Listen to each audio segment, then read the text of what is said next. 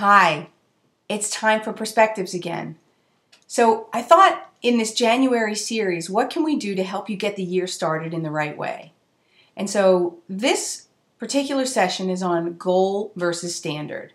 Now, what does that mean exactly? You know, here we are in the new year and we're setting our goals. We're sitting down, hopefully you're doing that, and you're setting your goals for what you want to achieve in 2012. So what is a goal exactly? A goal is something that you aspire to. Maybe it's part of a greater vision. Maybe it's a milestone to get to a bigger goal. And those are great and really important to set those. And at the same time, it strikes me that it's something that you should do, right? It's something that you feel like you really should do as a goal. And I wanted to have you think about, well, what if instead of setting goals for yourself in this new year, you set new standards? Is that different? Does that sound different to you in the pattern of language? What's a new standard? A new standard is part of who you are. It's a new part of your identity and who you are. And really, instead of a should, it's a must.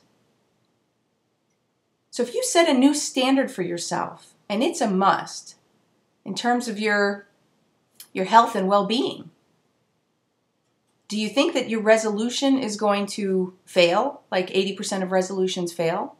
Because it's just a resolution, it's just a should, isn't it? It's just a goal. But if it was part of who you are as a new standard, where you said, I am holding myself to a higher standard, and I will find the time and the energy and the resourcefulness that I need in order to add 3 hours a week, find the time to work out 3 hours a week, whatever it takes, because it's a must.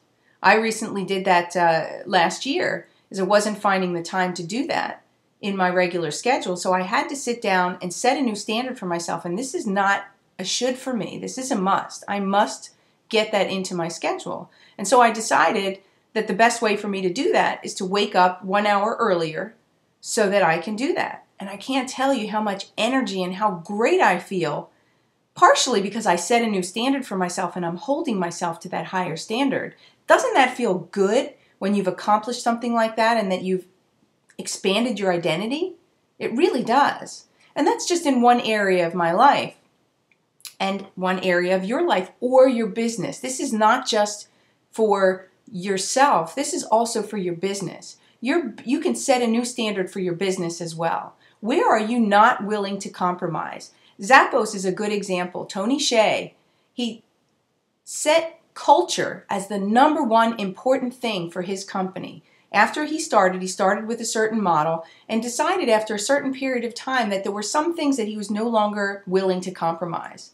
And they added culture into their interview process, so that it wasn't a should, it was a must. They were no longer going to take any, salespeople or any people who didn't fit the culture, regardless of how intelligent and how much value they could bring to the company. Maybe as an A performer, one of those, rock stars, is they'd be able to do a huge amount for the company. But if they weren't going to fit into the culture and they weren't going to, that could damage the culture.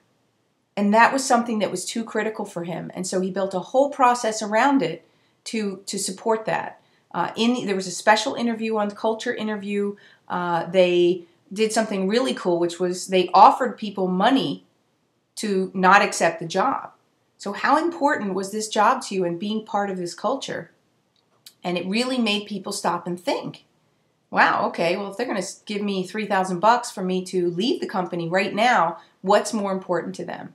And if that was more important, then that was not the kind of person that they wanted to have in the organization. So they did a lot of really cool things to represent that culture and to cultivate it. And they do it in everything that they do.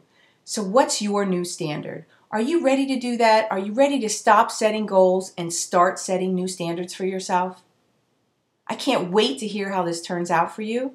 Please put your comments below and let me hear what new standards you've set for yourself this year. Make a commitment. Maybe even just writing it down right there as an accountability factor. Add other accountability factors. Tell your friends.